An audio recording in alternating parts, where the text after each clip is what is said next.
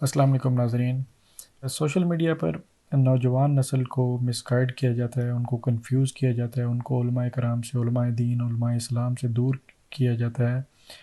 یہ بات کیا ہے کہ ہمیں علماء دین کی بالکل کوئی ضرورت نہیں ہے۔ قرآن اور حدیث یا اسلام کو سمجھنے کے لیے ہر کوئی اب خود مطالعہ کرے۔ قرآن اور حدیث بہت آسان ہیں، تو کسی ہمیں عالم یا کسی مولوی کی ضرورت نہیں ہے۔ کئی لوگ یوٹیوب چینل پر کھول کر اپنی تبلیغ شروع کر دیتے ہیں، اور سب سے پہلا ٹارگٹ ان کا علماء اسلام پر ہوتا ہے کہ ان کی ضرورت نہیں ہے، آپ خود سمجھیں۔ تو یہ سیلف کلیمڈ اسکالرز جو ہوتے ہیں یا سیلف کلیمڈ علماء جو ہوتے ہیں، یہ خاص طور پہ آج کل انجینئر محمد علی مرزا یہ کام کر رہا ہے، وہ اپنا یوٹیوب چینل کھول کے۔ تو اس بات کو ہمیں سمجھنے کے لیے سب سے اہم جو پوائنٹ ہے وہ یہ سمجھنے کی ضرورت ہے کہ عالم دین کہتے کسے ہیں، عالم کی ہمیں کیوں ضرورت ہے، ایک عالم دین یا مولوی، ایک اسکالر کی ہمیں کیوں ضرورت ہے۔ وہ ہمیں اس وقت تک نہیں سمجھ آئے گا جب تک ہمیں یہ نہیں سمجھ آئے گی کہ عالم دین کسے کہتے ہیں۔ عالم دین قطعاً اس کو نہیں کہتے کہ جس کا مطالعہ اچھا ہو، جس کی سیلف اسٹڈی اچھی ہو، جس کے پاس بہت زیادہ ووکیبلری ہو، احادیث اس سے یاد ہوں، زبانی یاد ہوں، جس کو قرآن پاک کی آیات زبانی یاد ہوں۔ یہ ان کو عالم دین نہیں کہتے۔ یعنی انفارمیشن اور نالج میں فرق ہے۔ ڈیٹا بیس اور انفارمیشن اور نالج، معلومات اور علم میں فرق ہے۔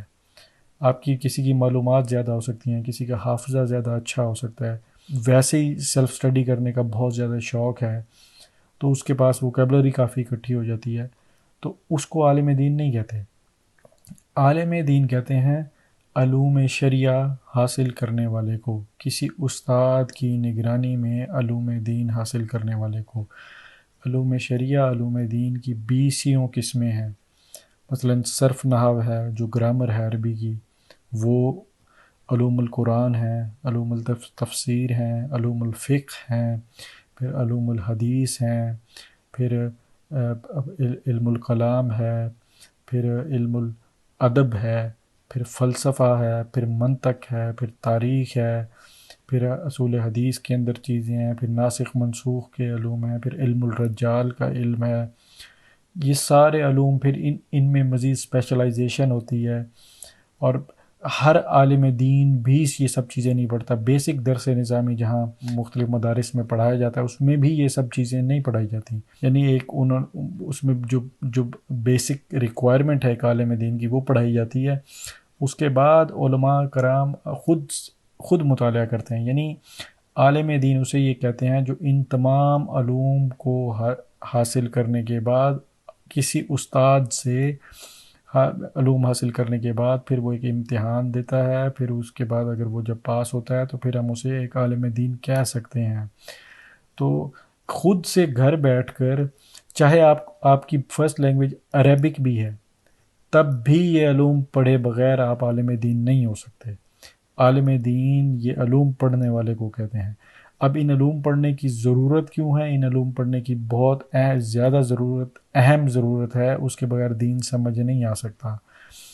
ان علوم کی ضرورت اس لیے ہے کہ عام آدمی اصولوں کو نہیں سمجھتا۔ اصول حدیث میں مثلا احکامات ہیں، محدثین نے احکامات لکھے ہیں، کس حدیث سے کیا حکم لینا ہے۔ یعنی ہمیں پھر اصول فقہ میں فقہا نے اصول لکھے ہیں۔ پھر اسی طرح گرامر میں بہت ساری چیزیں ہیں، عربک گرامر میں، یعنی جو اس کے معنی اور مفہوم کو سمجھنے کے لیے عربک گرامر کو سمجھنا بڑا ضروری ہے۔ پھر ایک اجماع کی صورت ملتی ہے علماء کی، کہ کس پر علماء کا اجماع ہے، یہ سارا پڑھنا ضروری ہے۔ یہ سب چیزیں آپ عالم دین کی بغیر نہیں پڑھ سکتے اور نہ ہی سمجھ سکتے ہیں۔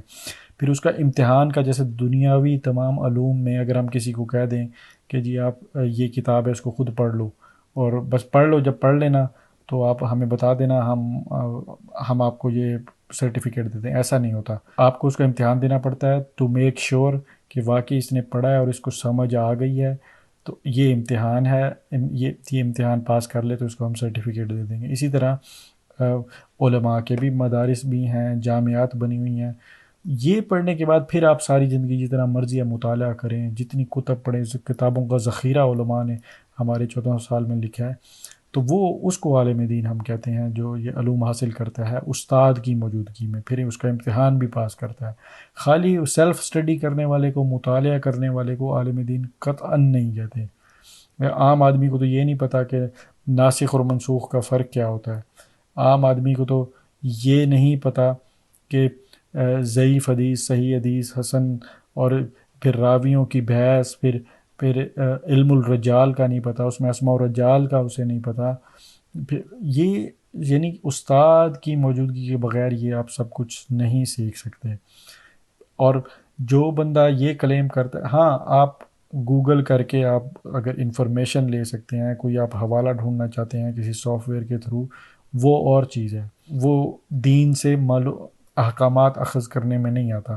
جیسے گوگل ہے، گوگل کے پاس لاکھوں کروڑوں ڈیٹا اور ویب سائٹس کا اس کے پاس کانٹینٹ موجود ہے، تو گوگل خود سے کوئی چیز نہیں لکھتا، کسی کی لکھی ہوئی چیز کو آپ کو سرچ کر کے ڈھونڈ کے دے دیتا ہے۔ یعنی کہ آپ نے سرچ کی، اس نے کسی کی، اور اگر کسی کی کوئی ایسی چیز ہے، کسی کی کوئی ایسی کتاب ہے جو کبھی آن لائن کسی سرور پر موجود ہی نہیں ہے، تو گوگل بھی اس کو نہیں فائنڈ کر سکتا۔